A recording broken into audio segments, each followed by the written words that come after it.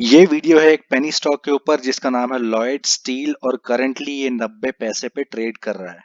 इसका एनालिसिस करते वक्त मैंने पाया कि ये करंटली ओवरसोल्ड जोन में चला गया है, जो कि इसे एक शॉर्ट टर्म यानी स्विंग ट्रेडिंग के पर्पस से एक ठीक ठाक बेट बनाता है।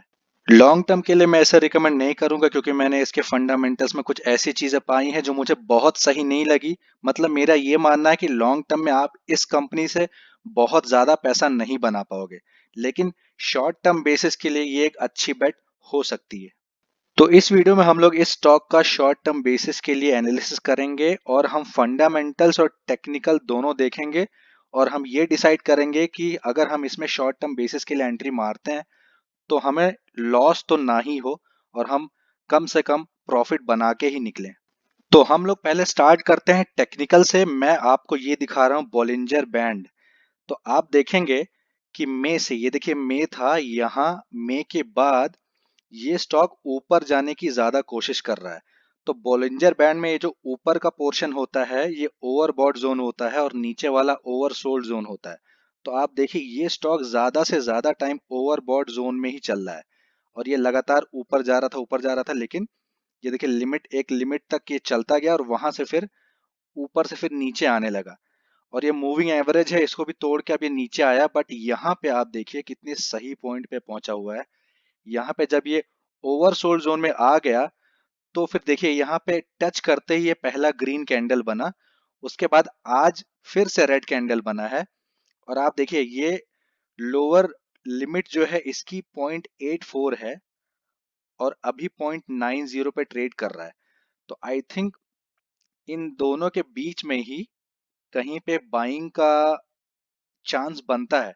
तो आज जैसे 0.90 पे पहुंचा, कल अगर फिर थोड़ा सा गिरता है तो बाई किया जा सकता है और 0.84 या 0.85 की रेंज से लेके 1.52 की रेंज तक हम प्ले कर सकते हैं स्टॉक को। और ये देखिए यहाँ पे भी जब इसने हाई मारा था तो 1.50 तक का ही मारा था। तो ये एक रेंज हमें मिल रही है 0.84 से 1.52 की। मैंने बॉलिंजर बैंड का ये चार्ट जो सेट किया था, इसमें देखिए मैंने 1 डे का कैंडल लिया है और लास्ट 6 मंथ का डेटा सेलेक्ट किया था। ये 6 मंथ का डेटा है और 1 डे की कैंडल है। तो इसी के अकॉर्डिंग मैंने ये सेलेक्ट किया। तो बॉलिंजर बैंड मेरा फेवरेट इसलिए है क्योंकि ये हमें एक रेंज बता देता, बहुत अच्छी रेंज।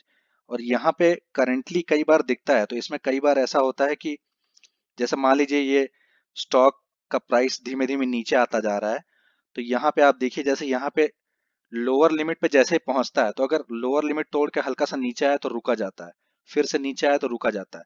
लेकिन जब लोअर लिमिट टच करके जब ऊपर जाने लगता है, पहली कैंडल ऊपर बने, दूसरी कैंडल ऊपर बने, तो बहुत ही अच्छा साइन होता है और स्टॉक कम से कम यहाँ तक तो जाता ही है, और ये भी अगर तोड़ा तो ऊपर तक की रेंज में जाता है। तो अभी तक हम लोग ने देखा कि किस तरह चार्ट पैटर्न देखने से ये पता चल रहा है कि ये स्टॉक ओवरसोल्ड जोन में चल रहा है और बाइंग आने की चांसेस और प्रोबेबिलिटी बनती है। और अब मैं ये दिखा रहा हूँ इसका फंडामेंटल्स। तो फंडामेंटल्स का बैकअप भी होना चाहिए, जब दोनों होता है तो प्रॉफिट बनने के चांस ज्यादा हो जाते हैं। तो आप देखिए इसका शेयर का प्राइस अभी कुछ महीनों पहले 30 पैसे पे पहुंच गया था।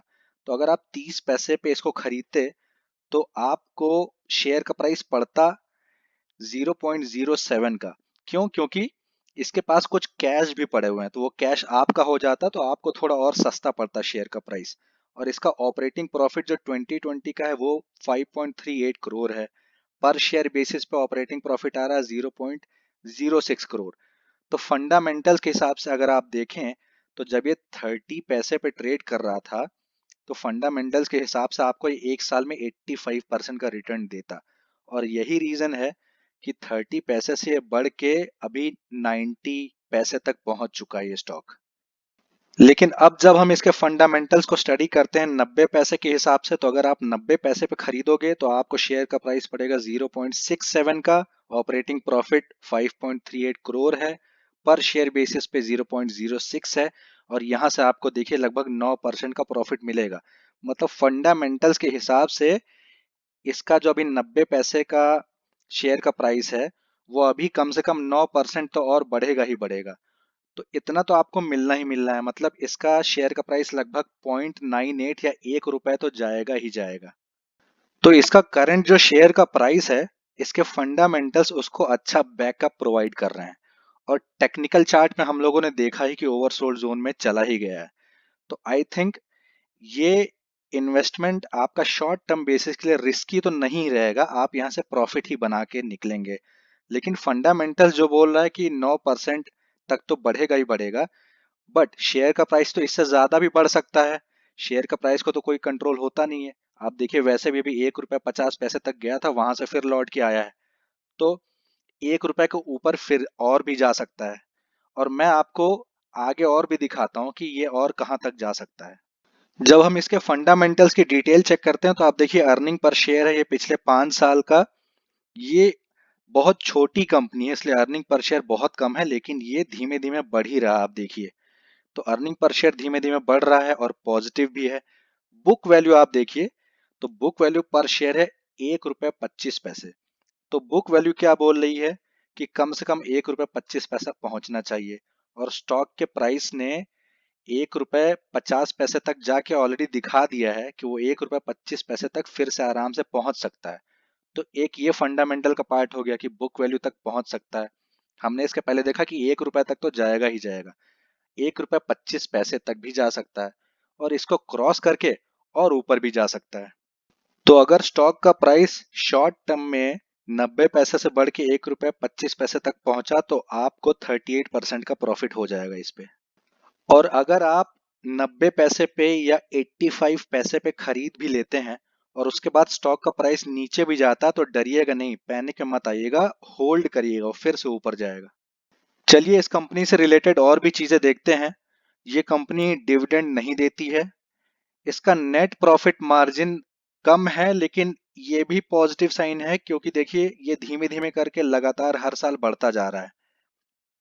रिटर्न ऑन इक्विटी स्टार्टिंग में बहुत कम था 5 साल पहले, अभी भी बढ़ के लगातार 2.21 हो चुकी है। रिटर्न ऑन कैपिटल एम्प्लॉयड अगर देखेंगे तो 5 साल पहले 0.65 था, उसके बाद ये लगातार बढ़ ही रहा है, बढ़ने के बाद 2020 में हो गया 3.17। तो इसीलिए मैंने इस स्टॉक को लॉन्ग टर्म के लिए नहीं चुना है, क्योंकि इसका रिटर्न ऑन कैपिटल एम्प्लॉयड 3% का है। मुझे वही स्टॉक अच्छे लगते हैं लॉन्ग टर्म के लिए जिसका रिटर्न ऑन कैपिटल एम्प्लॉयड कम से कम 10% हो। तो जब 10% होता है रिटर्न ऑन कैपिटल एम्प्लॉयड, तो स्टॉक जो है रिस्की कम हो जाता है। इस कंपनी का फंडामेंटल्स में मुझे सबसे अच्छी चीज लगी कि इस कंपनी के ऊपर डेट ऑलमोस्ट है ही नहीं। करंटली इस कंपनी के ऊपर डेट है 95 लाख का, जो कि बहुत ही कम होता है। तो इसका डेट टू इक्विटी रेशियो देखिए 0.01 है, और इसीलिए ये आपकी जो शॉर्ट टर्म बेट रहेगी ना, ये बहुत सेफ रहेगी, क्योंकि ये डेट फ्री कंपनी है, और इसका रिटर्न ऑन कैपिटल एम्प्लॉयड बढ़ रहा है हर साल, रिटर्न ऑन इक्विटी बढ़ रही, भले ही कम है और छोटी कंपनी है, लेकिन पॉजिटिव ग्रोथ है हर चीज में। नेट प्रॉफिट मार्जिन में पॉजिटिव ग्रोथ है, बुक वैल्यू में पॉजिटिव ग्रोथ है, अर्निंग पर शेयर में पॉजिटिव ग्रोथ है। और ये है इसके 5 साल का कैश फ्लो। आप देखिए 2016 में कैश फ्लो पॉजिटिव था, फिर 17, 18, 19 में नेगेटिव हुआ, लेकिन फिर से 2020 में पॉजिटिव कैश फ्लो आया है 3 करोड़ का। तो ये भी एक पॉजिटिव साइन है, जिससे ये पता चलता है कि स्टॉक के ऊपर जाने की चांस, प्रोबेबिलिटी ज्यादा है। तो ये था मेरा एनालिसिस लॉयड स्टील पे। इसी के साथ मैं ये वीडियो समाप्त करता हूँ। Thank you for watching this video. Bye bye.